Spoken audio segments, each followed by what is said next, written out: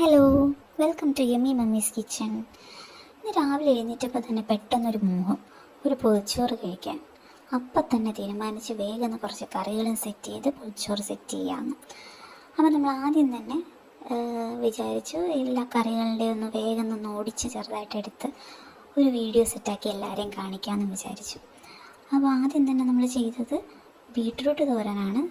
Beetroot തോരനാകുമ്പോൾ ഏറ്റവും എളുപ്പം തയ്യാറാക്കാനും എല്ലാവർക്കും ഇഷ്ടപ്പെടുന്നത് ഒരു കറി ആയതുകൊണ്ട് ആദ്യം തന്നെ ബീട്രൂട്ട് തോരൻ റെഡിയാക്കി.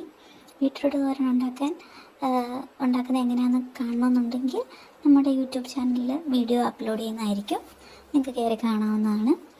പിന്നെ നമ്മൾ ഉടനെ തന്നെ ചെയ്തത് നമ്മുടെ പൊതിച്ചോറിൻ്റെ രാജാവായ മുട്ട ഓംലെറ്റാണ്.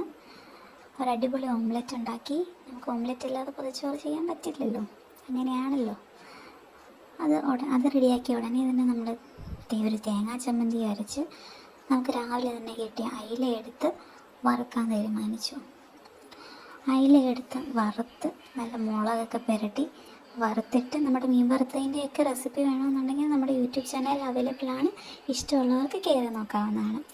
അയിലയും വറുത്ത് കഴിഞ്ഞപ്പോഴാണ് ഓർത്തത് എന്തിൻ്റെയും ഒരു കുറവുണ്ടല്ലോ എന്ന്. ഒരു മെഴുക്കുവരട്ടിയും കൂടി ഇല്ലാതെ നമ്മുടെ പൊതിച്ചോറ് ഇങ്ങനെ കൂട്ട് സെറ്റ് ആകത്തില്ലല്ലോ. പിന്നെ പപ്പടം എന്ന് പറയുന്ന എല്ലാവരുടെയും ഫേവറേറ്റ് ആയതുകൊണ്ട് പെട്ടെന്ന് തന്നെ ഉണ്ടാക്കാൻ പറ്റുന്നതായതുകൊണ്ടും ഒരു പപ്പടം മെഴുക്കുവരട്ടി ഇന്ന് സെറ്റാക്കാമെന്ന് വിചാരിച്ചു. അങ്ങനെ നമ്മൾ പപ്പടം 3-4 എടുത്ത് വേഗം അതിൻ്റെ പപ്പടം മെഴുക്കുവരട്ടിയും കൂടെ സെറ്റ് ചെയ്ത് വെച്ചു. അങ്ങനെ പിന്നെ 1-2 കറിയും കൂടെ ഉണ്ട്. അതിൻ്റെ വീഡിയോ എടുക്കാനായിട്ടുള്ള സമയമൊന്നും നമുക്ക് കിട്ടാഞ്ഞതുകൊണ്ട് പിന്നീടൊരു വീഡിയോയിൽ അത് ഇൻക്ലൂഡ് ചെയ്യുന്നതായിരിക്കും.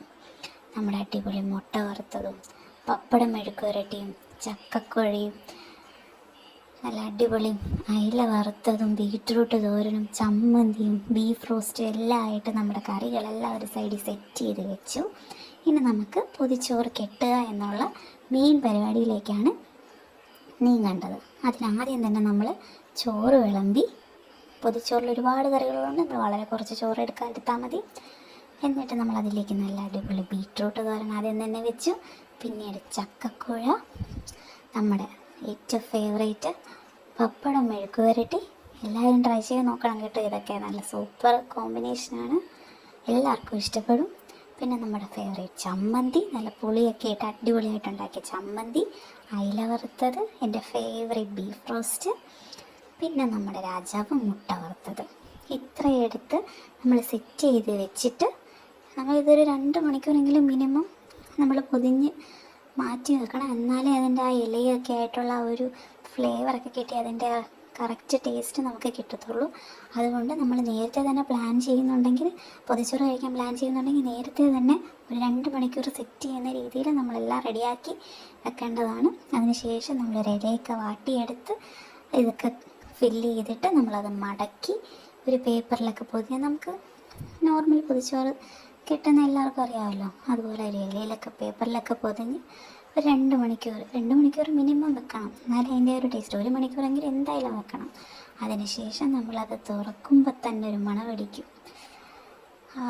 അടിപൊളി മണം വരുമ്പോൾ നമുക്ക് അപ്പം തന്നെ അത് കഴിച്ചില്ലെങ്കിൽ നമുക്കത് വലിയ നഷ്ടമാണെന്ന് അപ്പം തന്നെ തോന്നും. അത് തുറന്ന് കാണുമ്പോൾ തന്നെ ഈശ്വര അതൊന്ന് കഴിച്ചാൽ മതി. അപ്പോൾ എല്ലാവർക്കും വീഡിയോ ഇഷ്ടമായെങ്കിൽ എല്ലാവരും ഒന്ന് ലൈക്കും ഷെയറും സബ്സ്ക്രൈബും ചെയ്യണം. Thank you for watching.